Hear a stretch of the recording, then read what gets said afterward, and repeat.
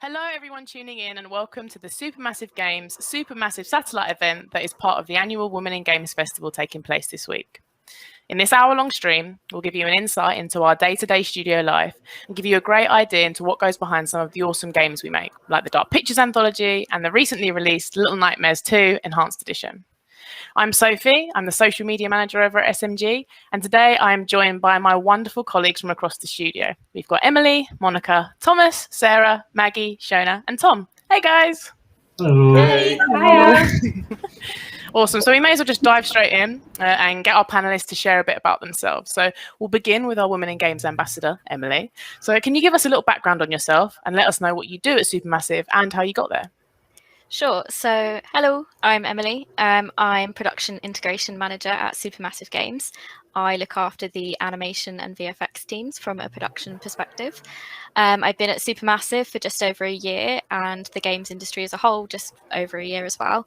I used to work in the VFX industry. I was there for about 5 years. I'd always wanted to work in games, but I didn't think it was something that I could transition into until I talked to my close friend who's a Women in Games ambassador. And she reassured me that I had a lot of transferable skills. So last year I decided to make the jump and I started off by applying at all of the companies that I enjoyed playing their games.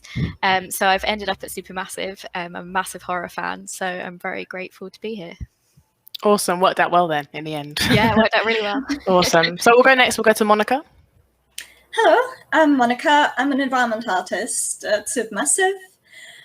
The way I started, I always knew that I wanted to get into games. So I specifically went into uni to a games art course, studied there. It was very close to Guildford, actually. So that was very strategic since there's so many studios in Guildford. But we had a connection with Supermassive. We had people do talks in our university. And that's where I got really interested in Supermassive. And like Emily, I'm also a huge horror fan. So when I got the job here, it was over 5 years ago now I've been here.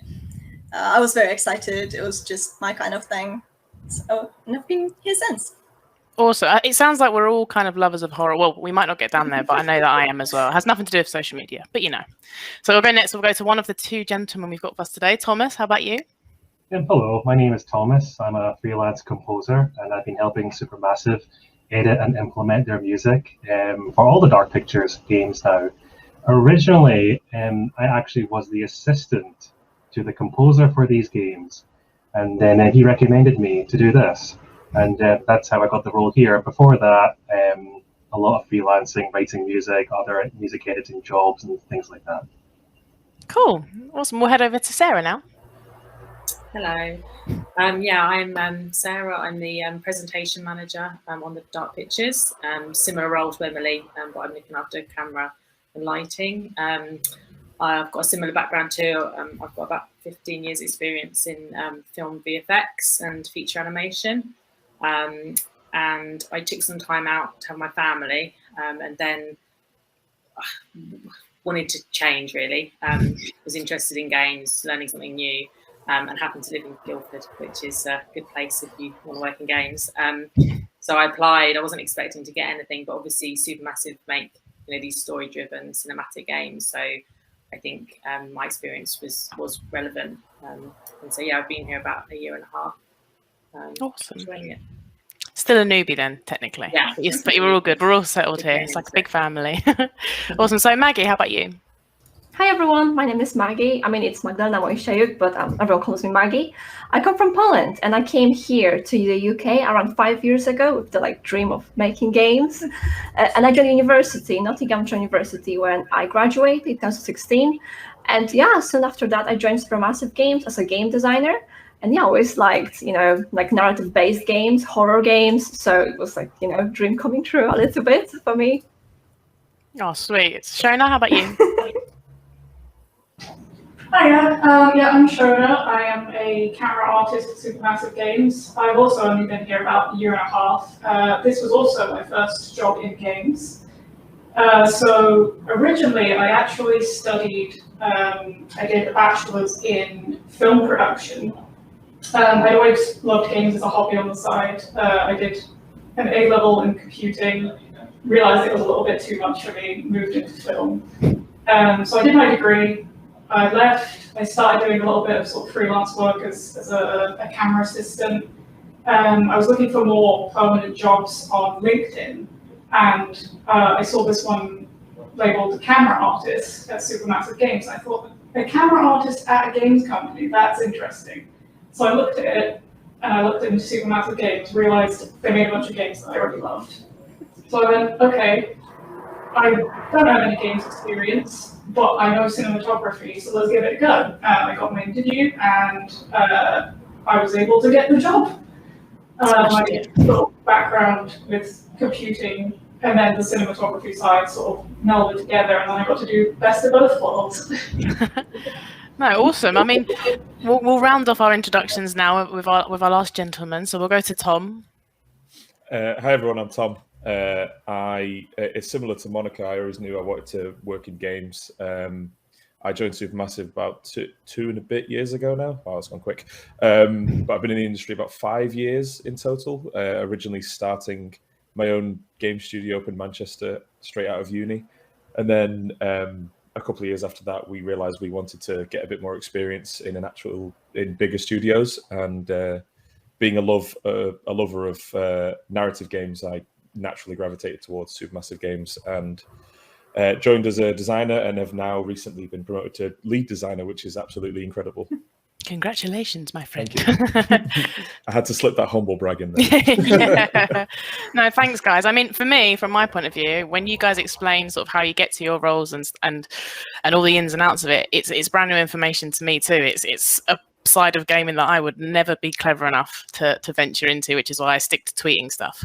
But no, thank you guys for your introductions. And I think it would be helpful now to give a quick overview of what some of your key day-to-day tasks are, so that those tuning in can get an idea of what your roles entail here at Supermassive. Now they know who you are. So we'll go back, but we'll start again with Emily. It makes sense to do a full circle. Thanks, Sophie. So being in production, we often sort of overlap a few different projects rather than being on one game in particular. So we could be across some games that are in pre-production, some that are just wrapping up.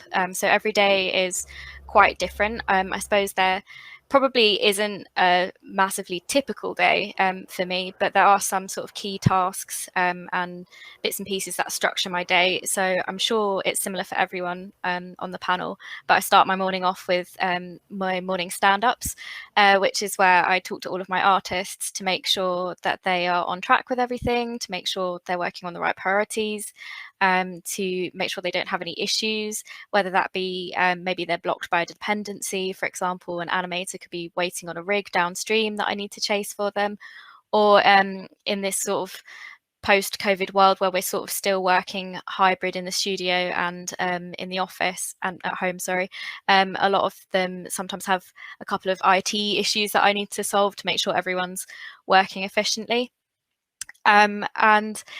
Depending on where we're at in the stages of the games, there's a lot of work that production do on Jira, whether that be scheduling everyone's tasks for them, annoying people to log their time and to mark stuff as updated so we know how everything's coming along.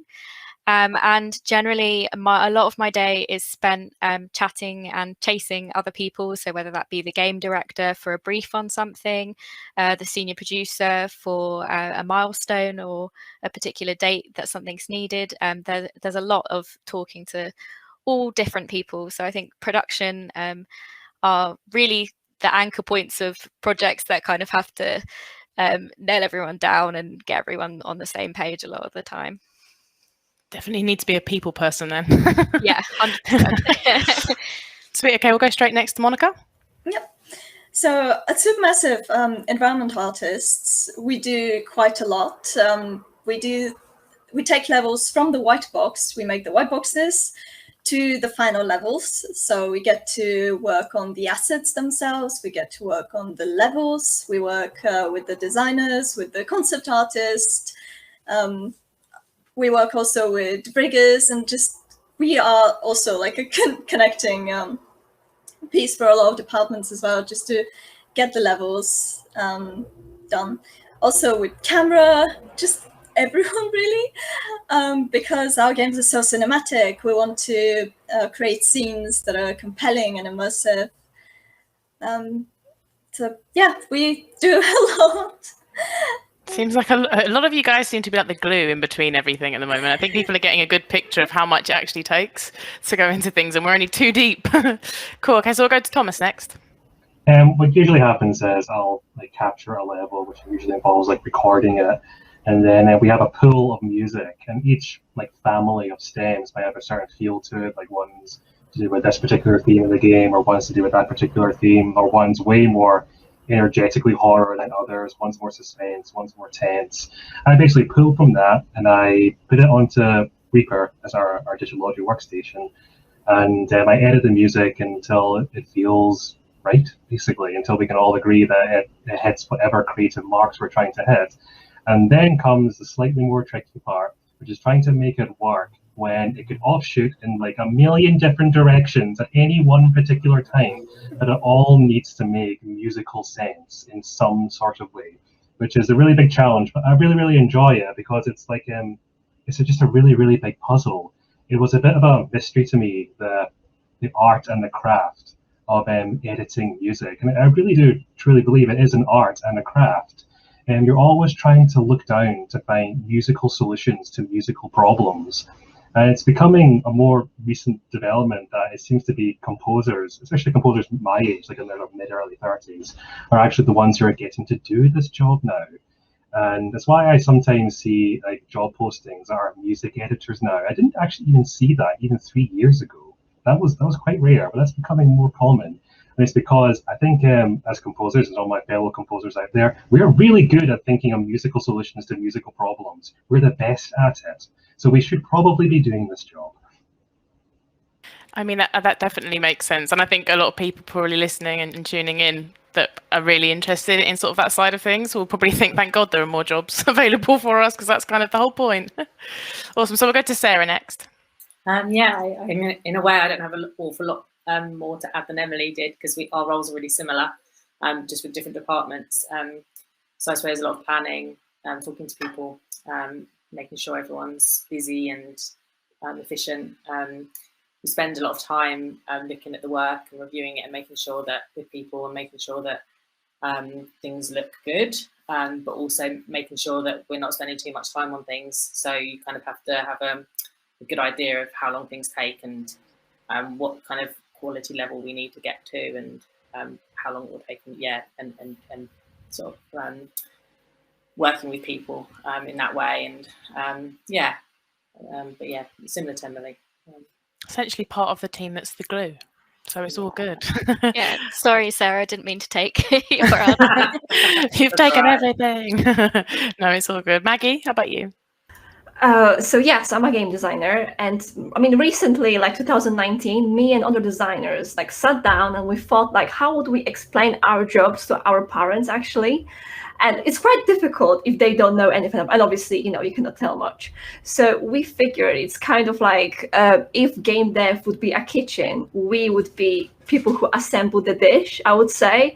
Like basically, we write down what we need from the programmers, from the environment artists, like, what we need to make the game complete. And then we kind of put it together. Obviously, we have like a beautiful picture from the concept art. We've got production telling us, how much of certain ingredients we have. And we just, make the game like this. But yeah, as being a games on Supermassive Games, we do a lot of like integration. What else? We at some point I had to Google a lot of weird stuff to design certain scenes, and yeah, mostly just integration, fixing stuff, making sure things flows right, designing some levels, some scenes, stuff like this mostly. I mean, your explanation makes perfect sense to me, so I'm sure any parents that you explained it to, because I was like, oh, now I know what that is. That makes total sense. Awesome. So Shona, how about you? Yeah, so as a camera artist, my focus is on cinematics. Obviously, the games Supermassive makes are really heavily cinematic games. We're trying to get a sort of filmic feel to them. So that's where I bring in my experience with real-world cameras, and I take them into virtual environment. I drop in a virtual camera. I like to explain it sort of like The Sims to people who don't really know games, because I find it quite hard to think about a virtual camera in a virtual world.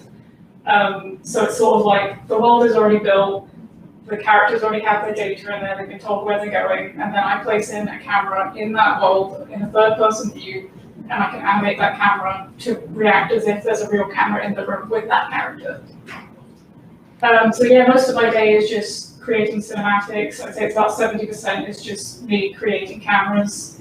There's a lot of sort of admin bits on the side, level reviews, liaising with design and animation and lighting, making sure that we're all communicating, bouncing off each other to make sure we can get the best product out of what we're doing. I love that your admin bits are things that to me sound like someone's full-time job. You're like, oh, just the BAU stuff, Yeah, it's a little mix. I think, you think as an artist you're just doing art all the time, but there's always going to be admin, I think, in any job. Yeah, there's always other stuff to add to the fun. That's how we'll put it. Awesome. So, Tom? Yeah, similar to Maggie, I think your kitchen analogy really summed it up. Thank God you said that, because I couldn't think of anything. I suppose another thing is it depends with design. It depends on the scope of the project and also where we're at on the project. So earlier on, we're doing a lot more designing the branching of the game, because our games are very choice driven and branching driven. So we will decide how scenes will branch out, where certain characters will die, who will be in certain scenes, and we have to make sure that's the easy part, is deciding where they're going to be, and then the hard part is deciding how everything comes back together in a way that makes sense, and you don't end up with 40,000 different endings and different people in all different places, because it would just take far too long to actually make, and it would make everyone else mad in the studio. But as well as this, yeah, it's my role at the moment is a lot more reviewing stuff and reviewing things that other designers have done, and making sure that the vision of the director is put forward, as well as putting in gameplay aspects into our games. Because although our games are very cinematic, we're pushing more towards, we're always pushing to add more gameplay in as much as we can, to let the players have not just meaningful choices, but also meaningful gameplay sections as well. So that we're kind of focused on that at the moment.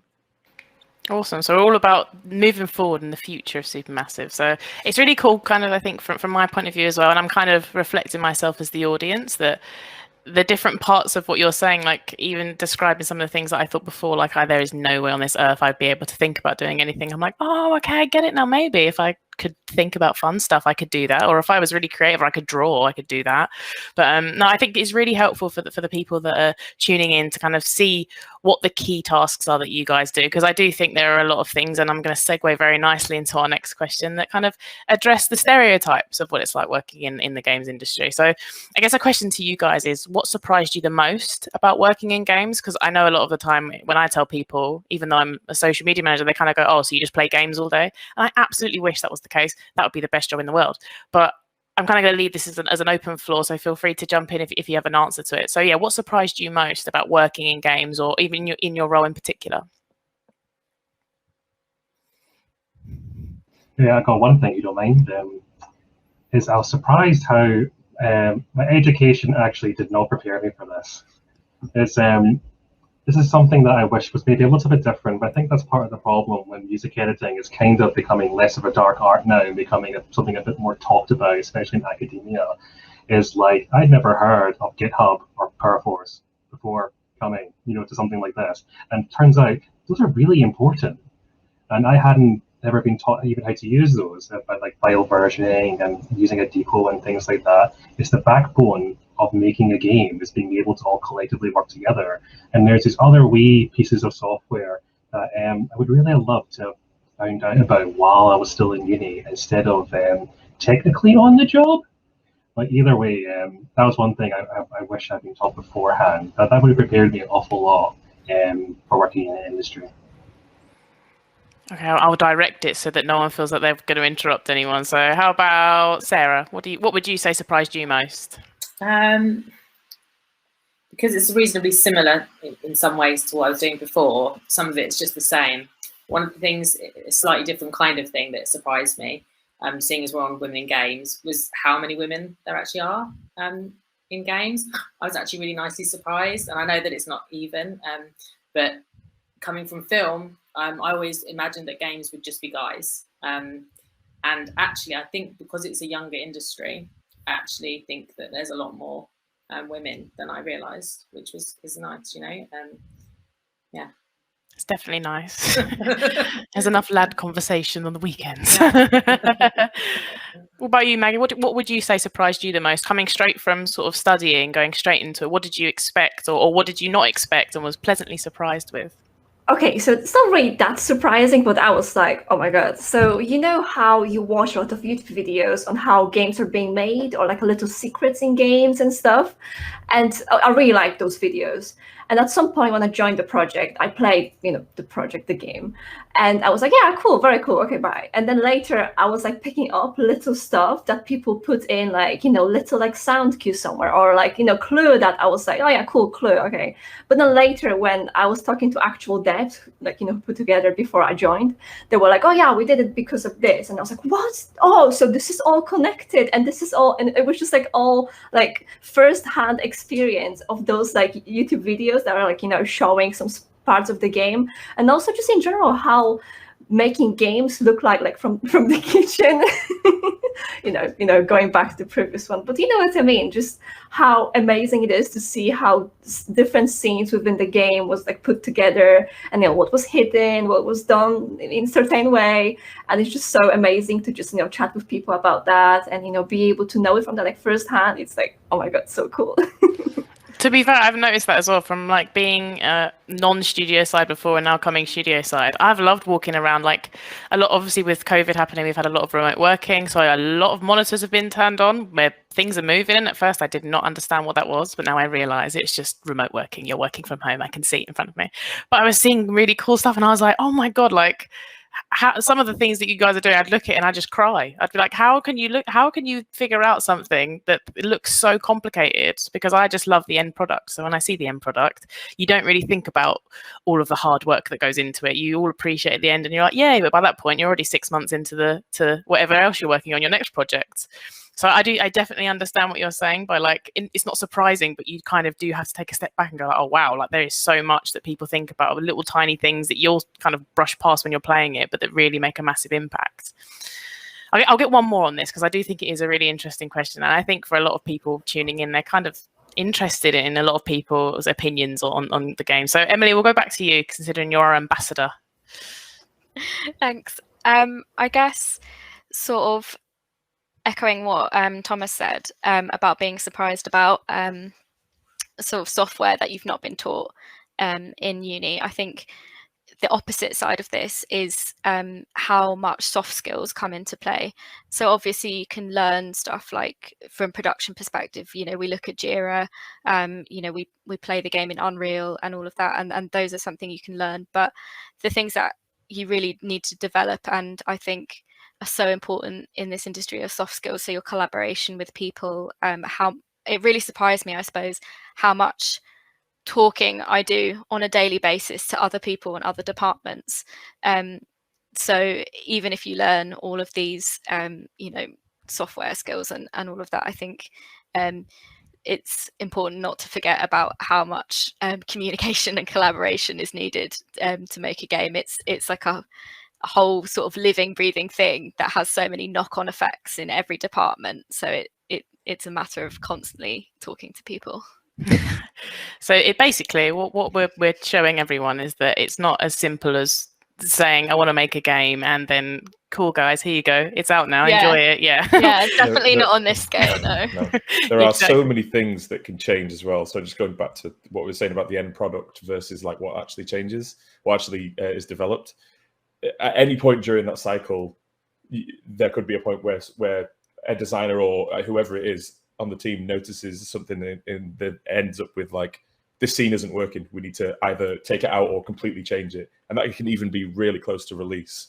We had an experience like that when we released Little Hope, and it was just amazing for us to come together. I remember I worked really closely with Shona on one of those levels. She's nodding now because she remembers what we went through. But it's amazing to see stuff like that come together, and even in such a short span of time.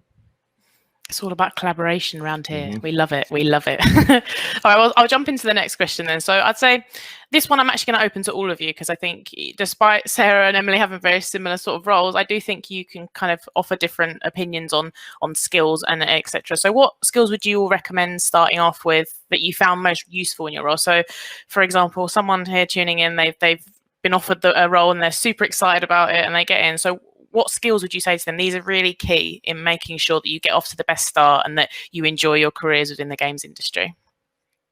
And I probably should say who to start with, so it probably makes sense to go with Monica.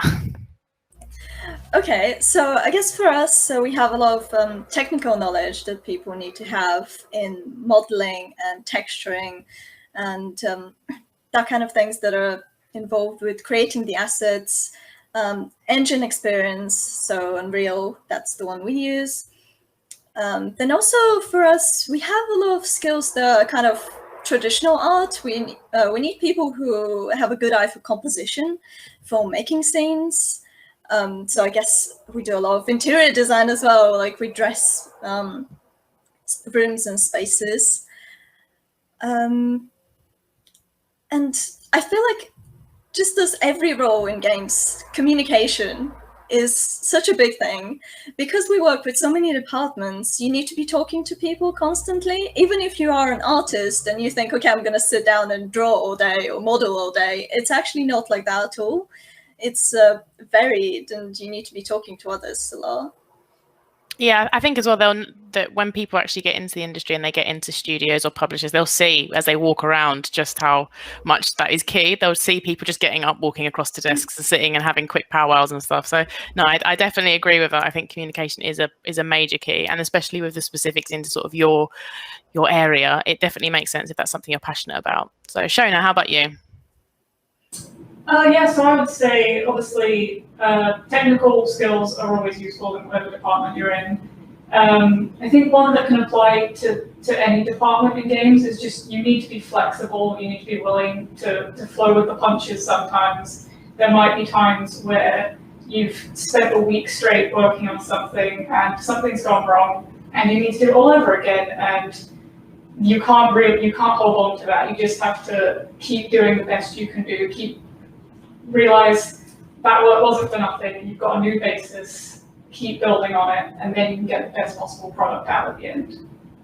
I liked that when you said that everybody here did that, like, you're right, that does happen. It's something to be prepared for. Awesome. So Thomas, I'll come up to you. I would echo certainly what Shona and Monica said. I completely agree with that. And I'd also say organization, especially on a personal level as well, being as organized as you possibly can, because I'm a really big fan of creative problems. I really, really do enjoy creative problems. And I feel the opposite about technical problems. I do not enjoy them at all. So I found that the more organized I am when I'm editing music or I'm implementing it in Wise, or I'm trying to fix something in Unreal or trying to make something creative, I found that the more organized I am, even for my icons on my desktop, even at a level that small, I find that technical problems happen a heck of a lot less. And if you're having less technical problems, you're probably creating a lot less technical problems for other people too. I mean, you would hate to look at my desktop if that's how you feel, because mine is atrocious. Well, it's awful. Yeah. So, okay, Tom, how about you? I want to apologise to Thomas directly for anything that I may have caused, because I am sometimes terribly disorganised. My monitors are sometimes just covered in Post-it notes of things I need to do. Otherwise, I will forget. But yeah, the one thing that I would say is as everyone has said, is communication. I think the technical skills and the hard skills that come from that, for me, secondary. If someone is able to communicate and take feedback on board and be able to talk with each other about changes, then that's the biggest thing for me, especially as a designer, because we touch all sorts of different the different departments, and we touch base with every single person that we can. So being able to do that fluidly and being able to take feedback on board, plus being able to take feedback from those other departments if they've got stuff they want to change, and not being so rigid is invaluable. So I'm going to know which desk is yours by all the post-it notes is what Yeah. is the first thing that I've Yeah. ticked off there. I was like, aha, I'll know how to find you. Maggie, how about you? Okay, so I've got quite a complicated one, but bear with me. Is it in the kitchen?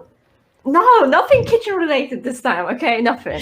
Okay, so I would say kind of like understanding how the game works, as in game mechanics. I don't know if it's like obvious for everyone, but for me it was like aha, like moment when I was finishing university and I joined the company. It's like, oh, so that's very important. But basically, what I mean with that is understanding that, let's say, if you have a game where you walk around as a character and you walk up to something, you pick it up, you interact with it, then you put it down. There's a bunch of like commands you have to run. And for example, like there's a command that triggers animation or a sound cue, or the character speaks something. And obviously, to have this kind of interaction, you have to have open space with collisions around. Then you have to have collision for the character to collide with, to tell the game that the character came to this spot and press the button. And when you understand those, obviously that's very simple, right? But you've got, more complicated with like, different games. They're so much more complicated. But when you understand how much work goes into different like mechanics like this and how to build them, you can not only obviously communicate way better with your colleagues, with like other departments. You can tell like programmers what you need from them, what is supposed to happen. You won't give them something like completely ridiculous that cannot be even coded. But also for your own portfolio, as you apply for jobs, you can plan your own portfolio that we're building for, for let's say game design position, and you can better like understand how much work has to go into certain pieces and what actually you can pull off in the time limit you have for your portfolio work. So yeah, I think that's very important. It was like a very big thing for me when I realized that, and like just think games, like think in the way of like how I would build that game or that game and kind of how this is made in the game. Sorry, that was quite long, but yeah, I think that's very important. No, yeah, I can hear them already writing notes as they tune in. They're like, aha, how to improve my portfolio. Got it. They'll be keeping an eye on our careers board at some point. Awesome. So Emily, how about you? Oh, sorry, struggling to unmute myself there. Yeah, I think we've said it many times now, but communication I think is obviously the massive one, especially being in production. So when I first joined Supermassive, my first week here, apart from playing the games, which was actually great, spending a few days just understanding the context of everything and thinking, oh my god, I've got a job where I can play games. I spent my first week literally just talking to every single member of my team to understand like how long they've been at the company, like where they wanted to be in a few years' time, like what they were interested in, in their different specialisms. So I think from a production perspective, like understanding your team and how they work is massive. And I guess echoing back on the communication thing, Sarah will probably say the same sort of thing, but in production, we, especially looking after departments, we often find ourselves between maybe the senior producer and, in my case, the anim director and the VFX lead, trying to come to a happy medium with particular problems where the anim director is pushing to spend maybe a lot of time on something, but the producer does not want to spend as much time as that. So we need to come to like a happy medium with that. So I think the ability to problem solve and come to compromises in production is key as well. So you're the glue, but also the whip. I like that. You keep them in line, but you also make sure that everyone sticks together. So Sarah, how about you? Yeah, I mean, everything everyone said is, and the communication is the big one. But I suppose the only other thing I could add was in production, I think it's important to be reliable. And I think it's like the little things count. So if if you're starting out and you want to be a producer, you need to make sure that you're checking your work and that you're accurate when you're entering things in. Data entries, it's not exciting, but you've got to be accurate because then you're reliable. And it's the same, the little things matter. And it's the same thing when you're talking to people. It matters if you take 5 minutes to talk to your artist, or it matters if you go and check something for someone, or you just spend a little time, just with the details sometimes, because if you're reliable and people trust you. And I think in production, there's nothing better than if you're trusted by your team and trusted by other people around you, because and the more people trust you, the more you're going to be relied on for other things. So yeah. So a useful skill is to make sure you're at least honest when you're going about things. I like that. I like that. I guess one thing that kind of ties in with all of that you've said is that I know I kind of sold social media short by saying I just tweet stuff. I do more than that, otherwise I'd be here for like an hour a day. But I think a really sort of important thing to stress to people is that you can get into the games industry in different avenues that you probably didn't think before. Because like I said, from my point of view, I'd never have been I've been creative in terms of I can talk, but I'm not creative. You asked me to draw something, it'd be terrible. You asked me to put together a composition, it would be atrocious. So when I found out that there were other avenues to get into the game industry, I was blown away, because I was like, oh, it does make sense that there's this whole other side. There is a marketing side, there is a brand side, there is an admin side, someone needs to be the HR manager, someone needs to make sure that the facilities are in order, so that there's definitely roles for everyone. And I think that's really key in saying that communication is key across all. You guys talk to the different teams when it comes to the product, but you also talk to me when you want things to be spoken about or posted about, or if I'll come to you and I say, I've got a question, I've got an idea for this, would you be up for it? A lot of the content that we do obviously involves sort of promoting roles that are available, but also talking about us and talking about the culture here, because I mean, I might be speaking for myself, but I love the culture here.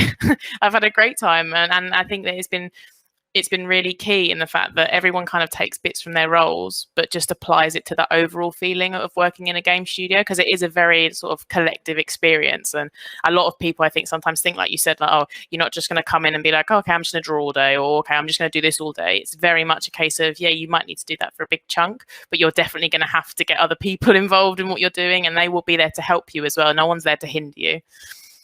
As dark as that ending sounded, do you know what I mean? Nobody is there to make you unhappy.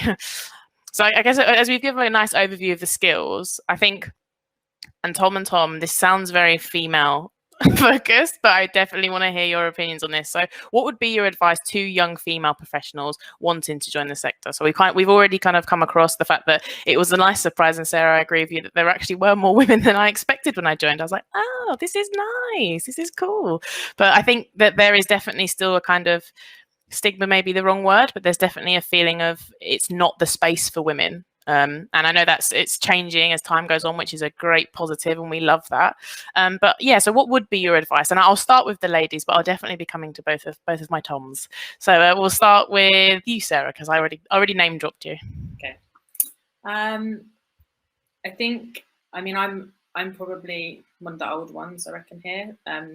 So I've seen the industry change a lot. And when I started, there was, there'd be like, really production was one of the main roles that was female, and you might get like one artist, in a whole department that was female, and usually they were doing a more creative role rather than technical role, and it's changed a lot. So it's going the right way, but obviously more is needed. But I would say women need to ask for what you want. You don't be shy, don't undersell yourself. That's the main one, I think, is don't be scared to ask for what you want, and you can always be told no. I mean, that sounds really simple and silly, but I think a lot of women ask for things, they're sort of nervous of asking for things, or feel like sometimes don't live up to that stigma, right? You've got to push past that. Yeah, no, I agree. Shona, how about you? Yeah, I would say sort of similar. I think it can be quite daunting starting as a junior. Like, you're stepping into this massive games company, there's suddenly all these things. But I think you just sort of have to trust in your own ability. Just build your portfolio, get that experience, know that you know what you're doing, and other people will trust that in you. I think I was quite surprised.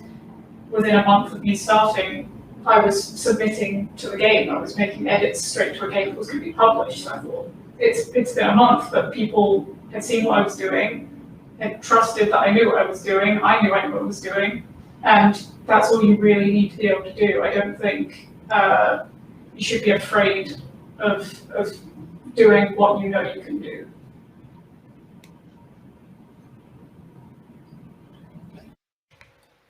Oh, I think you were muted. I was muted then, wasn't I? I knew it. There had to be one technical difficulty. We just had to get there in the end. So here it is for you guys.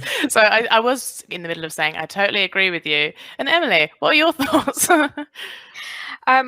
Sort of a similar thing. You know, if you're daunted by it, try to kind of push through it. And if you want something, if you want to work in the games industry, then pursue that, even if it does seem sort of scary and difficult. When I was back in secondary school a number of years ago, you know, the subjects that I would have needed to kind of pursue a career in the games industry weren't offered at my all-girls school, and I didn't really know where to start. But these days there's such like a wealth of information out there. There's the Women in Games Discord, there's like the Women in Games groups all over social media, there's Intergames, there's Grads in Games, there's all of these organizations that are more than willing to provide information about how to get into the industry. And I know there's a couple of people on the panel, or on this panel, who are on Twitter and would probably be open to, you know, people sending them a DM to say like, oh, you know, what's your advice? There's I found it to be like really friendly in terms of people just really wanting to help others. I mean, my Twitter is just all focused on football. I can't lie, so I don't know if the advice anyone's going to ask for me, other than whether a certain team is going to win the league, when they will. But yeah, I think you definitely. I think one thing we learned as well from previous things that we've done is that everyone here is super open to offering their advice, because like, we all love games, and that's why we do it. So I guess when we find other people with the same emotions and the same feelings towards games, we want to bring them in, because we want to get all of their ideas out, and we like to talk the same things with people with like minds. So yeah, definitely. Monica, what about you? Okay, so I've noticed some women who are afraid of the game industry, of being like the token woman and things like that. And I want to speak out. Maybe it's controversial against that, but I think it's not a bad thing to be an example. So I feel like this is why it's good that we're here together. Obviously, most of us are women, but I like that we have a couple of men as well that can give opinions. And the thing that sometimes people are just afraid, and they think they want to be judged just by their portfolio or their skills. But I want to say that it's never just about your portfolio, because I've been doing interviews lately, trying to hire new people, and mostly we do look first at the portfolio, but then most of the things happen in the interview. We want to see if that person is a good fit for the company. So we'll judge people on personality and interests a lot more than on their portfolio. So they might have a brilliant portfolio, but then if we don't feel like they fit in the company, then it's like, I'm sorry, you're not good for the team. So I think it's really, people shouldn't be afraid of that. That's absolutely. My take on it. No, I think we all agree with that. But I get that your point is not controversial at all. It is sometimes nice to have the. It takes one person to make a change, and then the rest of it follows. So if you're that change, I mean, it's a cool thing to write on LinkedIn, right? So think about it that way. Maggie, how about you? So I'm not going to say anything different than other people. Like, yeah, go for it, obviously. But also I want to say that if it's your passion, you should really go for it. And like, I come from Poland, and it was quite difficult for me to like get into games, because like I have to go to different countries, study, then come in here.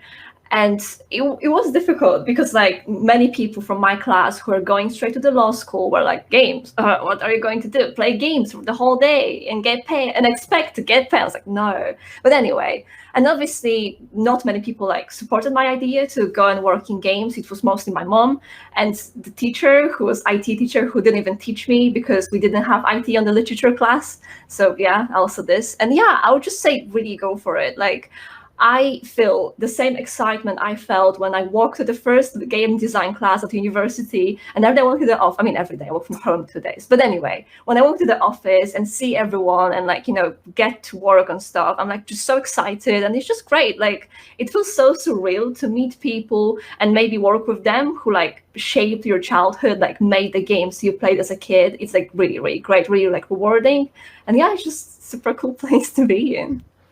Yeah, no, I think I'm coming to you both. I promise. But I think all of us agree that it's really, we feel quite lucky to work in an industry as fun and creative and as quick. You see how fast the game industry is growing and how new innovations are coming in that allow you guys to do really cool, creative new stuff. And we've seen that with the way that our games have gone. I think That is really exciting, and for me as well, it's really nice to look around and see some really talented women sitting, working, loving what they're doing, and I do think that's really important. But I'm not going to make you guys feel uncomfortable to be like, what's your advice for young women in the industry? But I'll say to you, what's your advice for any young person coming into the industry? And if you have something to say about how you feel about women in the industry, because I know that's why you're here today, supporting us with this really great chat. But yeah, I guess so. What would your advice be to somebody who's thinking, oh, you know what, I love games and I'd really like to make a go of it. I'd really like to make a career of it.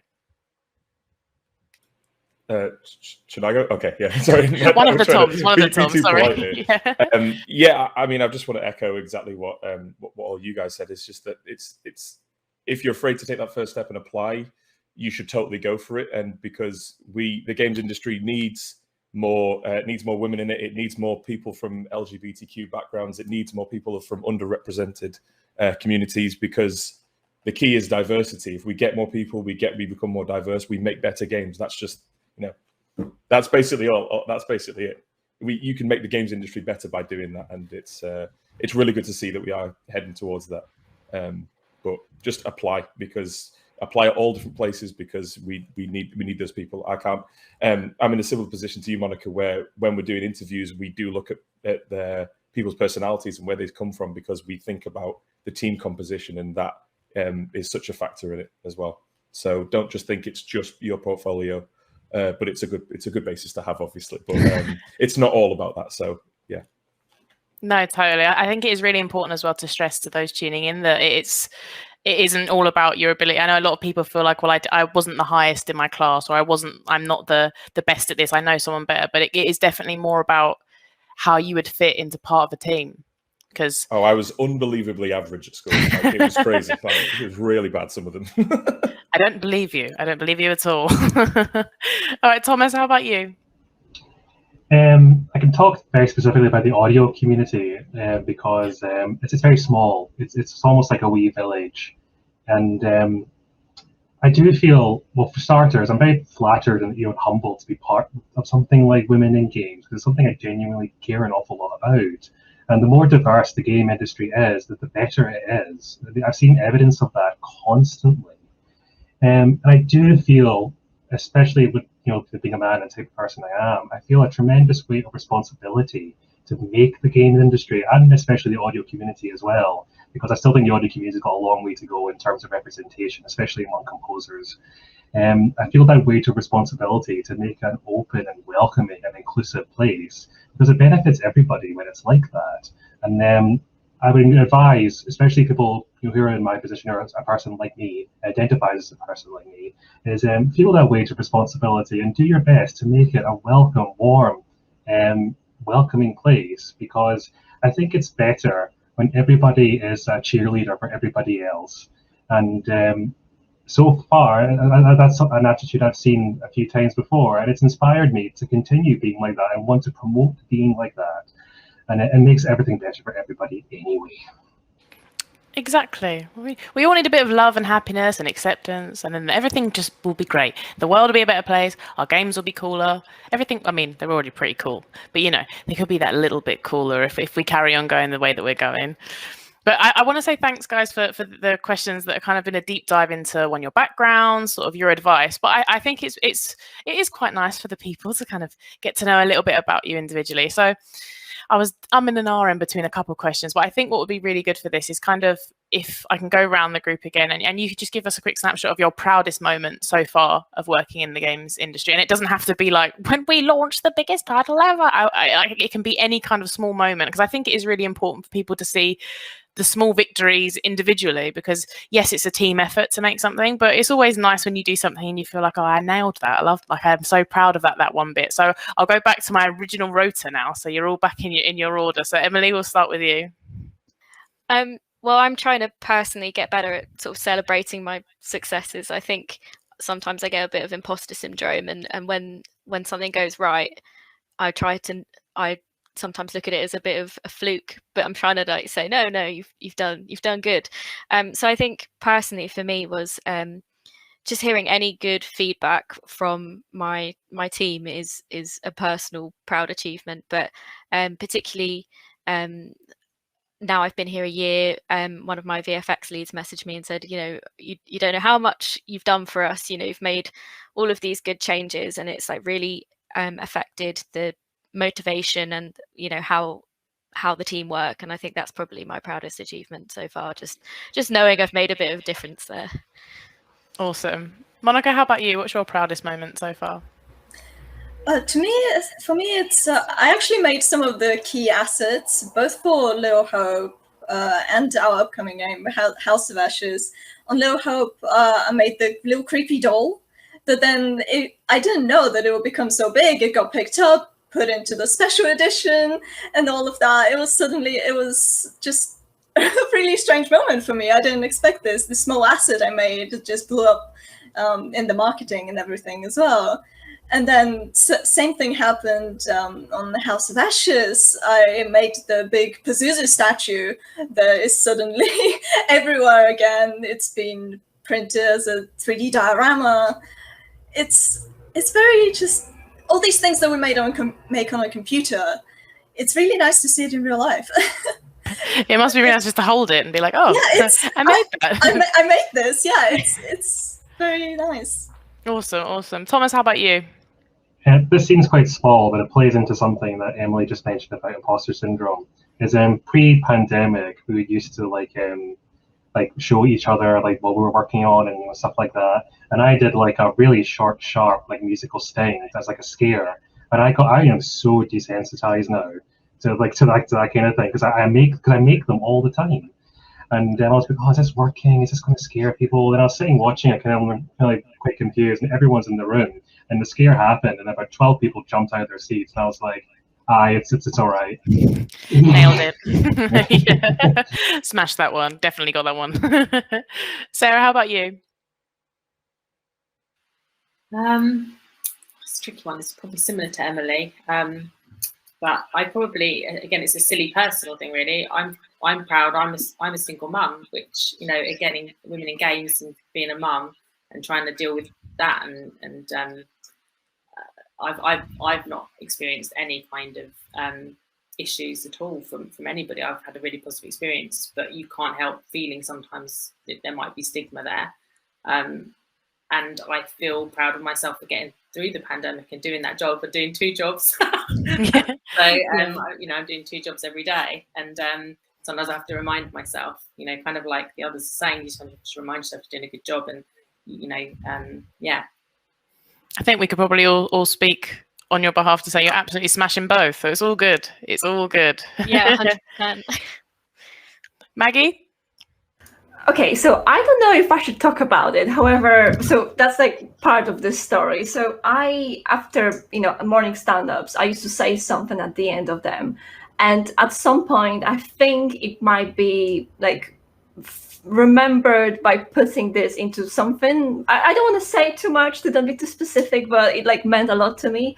And just in general, like being around people, and let's say during the hard COVID times, picking up a call from like tired animator who is like asking me design questions and like tell him a little joke or like have a little funny chit chat when the Unreal Engine crashes, and just like making people's days in a way, and just like making sure everyone is like having a good time, and what I mean. Like it's hard to make games, but I'm really passionate about like making this a bit like easier by just like being friendly, making sure everyone is feeling great. And a couple of times I got like a very nice messages, and it was just like, oh, it's just nice. I just really like to be around our team, and yeah, I think that's one of the proudest things.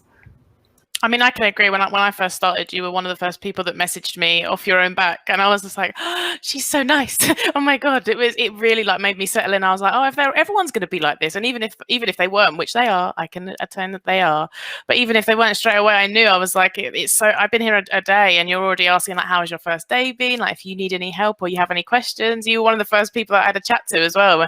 And we chinwagged for like half an hour about everything. It was great, and no, I agree. I think that as that being a thing to be proud of, I can definitely say that I appreciated it. So for sure. Shona, how about you? What would you say is your proudest moment so far? Am I unmuted?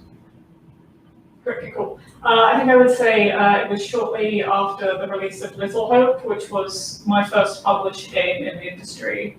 I'd sort of I had that pride already of I've just completed a game, but then it started popping up on YouTube, on the Let's Play channels, and I started seeing all these big personalities sort of paying attention to my work and making comments on things that I had done and how they had enjoyed them, and that was just something really nice and new to experience. Yeah, it must be really cool to see people interacting with things that you had an idea about, and then all of a sudden it's a living thing, and then they're going like, oh, I really appreciate this. I do that all the time. I'm watching films, I'm like, I really like the way that camera went through the trees. And my partner looks at me, she's like, what are you? Just watch the film. But I appreciate that, and I know other people do too. Tom, what about you? How about you round us off on what your proudest moment is? There's so many to choose from. Definitely the release of Little Hope is definitely up there, but the weirdest thing was probably the demo for Little Hope that was released, because it was quite early into when I was at Supermassive, and I was part of a team who were responsible for the actual demo that was sent out to influencers and people like that. And it was seeing people just because we had no gauge at all for whether people would even like the game or anything, and just to see them play the demo and really enjoy it and really want more was absolutely incredible. Either that or the level that I mentioned previously that got cut, that we worked tirelessly for 2 months on, and then to see people enjoy that one of those two. I mean, we appreciate all proud moments here, definitely. But thank you all for sharing. I know that kind of went a bit more personal for you guys, but I do think it's really handy for people to see those little wins for everyone personally. And I say big wins. I mean, one of your proudest moments was releasing a whole game, and I'm pretty sure most of the people watching this loved that game, like I did before I joined. So yeah, definitely. But I want to say thank you to everyone who tuned in, and a special thank you to these beautiful six for taking part of the stream with me. We will be live on our Discord, and the link that was shared earlier with you guys, taking any questions from you all for the next hour or so. So please head over and give us your thoughts, and like Emily said, we'll be on Twitter, so if you want to kind of talk to us, I'm sure we can share some there, sort of out of hours, as I like to think. But there's also loads of more content coming in the Women's in Game Festival from other studios, so please make sure to tune into that as well, and we really hope that you enjoyed our stream. And I wouldn't be a social media manager if I didn't do a plug. So if you guys want any new info, you want to find out the latest info on any of our releases, please follow us on Twitter, Instagram, Facebook, and LinkedIn, because we share it all there. And I mean, some of the stuff's kind of nice and cool, and all these guys create most of the assets that I do anyway. I just put some words together and try and show them off for you all. But again, thank you for watching, and we hope you enjoyed the stream. Cheers, guys. Thanks. Thank you. Thanks, everyone. Bye. Bye-bye. Bye. Bye, everyone.